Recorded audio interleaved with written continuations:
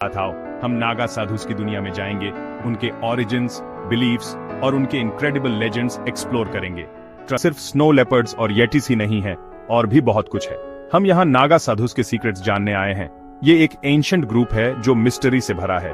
ये आम साधु नहीं है। सोचो, लंबे ड्रेडलॉक्स पैरों तक, बदन पे राख और ऐसी नजर जो आपकी सोल में छेद कर दे। इंट्रीग्ड होना भी चाहिए। ये नागा साधुस एसेटिक्स हैं, मतलब इन्होंने दुनिया की चीजें छोड़ दी हैं स्पिरिचुअल परस्यूट्स के लिए। लेकिन ये टिपिकल मेडिटेटिंग मंक्स नहीं है।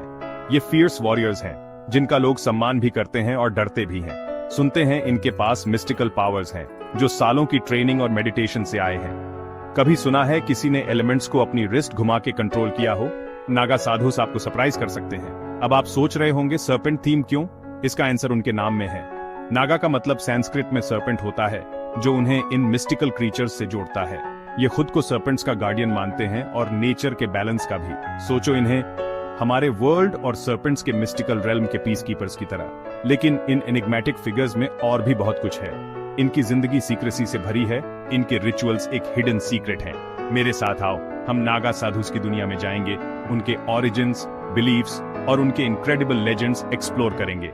ट्रस्ट मी, आप ये मिस नहीं करना चाहेंगे। चलो थोड़ा टाइम पीछे चलते हैं, एंशिएंट मिथ्स और लेजेंड्स के जमाने में। नागा साधुस, जिन ग्रीक गॉड्स के बारे में मैं बात करता हूं, उनकी तरह मिथोलॉजी में जड़े हैं। हिंदू स्क्रिप्चर्स जैसे महाभारता और पुराणास नागास की कहानियों से भरे हैं। ये पावरफुल सर्पेंट बीइंग्स हैं जो ह्यूमन और सर्पेंट फॉर्म में बदल सकते हैं। इन्हें वेल्थ, विजडम और अंडरवर्ल्ड का गार्डियन माना जाता था। अब इमेजिन करो ह्यूमंस का एक ग्रुप जिन्हें इन पावरफुल बीइंग्स की लेगेसी को आगे बढ़ाने के लिए चुना गया हो। यही नागा साधुस आते हैं। ये मानते हैं कि वो नागास के डिसेंडेंट्स या डिवोटीज हैं, जिन्हें ह्यूमन वर्ल्ड में उनकी लेगेसी को आगे बढ़ाने के लिए चुना गया है। वो खुद को अर्थली और डिवाइन के बीच का ब्रिज मानते हैं, एंशिएंट नॉलेज और पावरफुल सीक्रेट्स के प्रोटेक्टर्स। नागास से ये डीप कनेक्शन उनकी जिंदगी के हर पहलू में दिखता है। उनके रिचुअल्स में अक्सर स्नेक्स होते हैं और वो जहरीले कोबरास को भी आसानी से हैंडल कर लेते हैं। माना जाता है कि उनकी मेडिटेशन और एसेटिक प्रैक्टिसेस उन्हें इन क्रीचर्स पर कंट्रोल देती हैं, जो उनकी स्पिरिचुअल प्रॉवेस का सबूत है। लेकिन नागास से उनका कनेक्शन सिर्फ सर्पेंट्स तक ही नहीं है।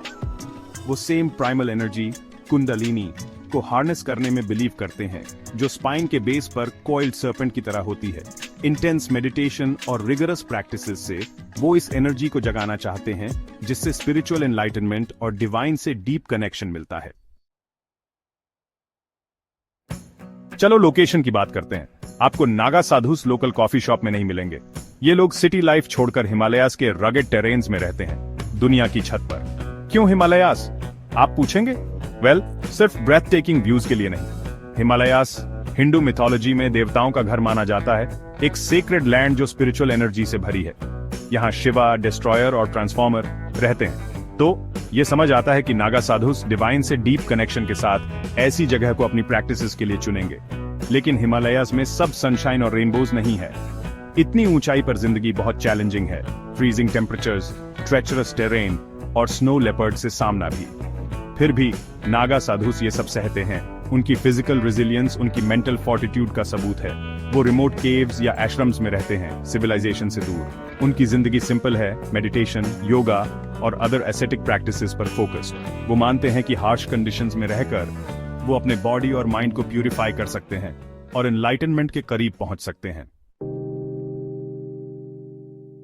अब जिस पार्ट का आप सब वेट कर रहे थे, लेजेंड्स।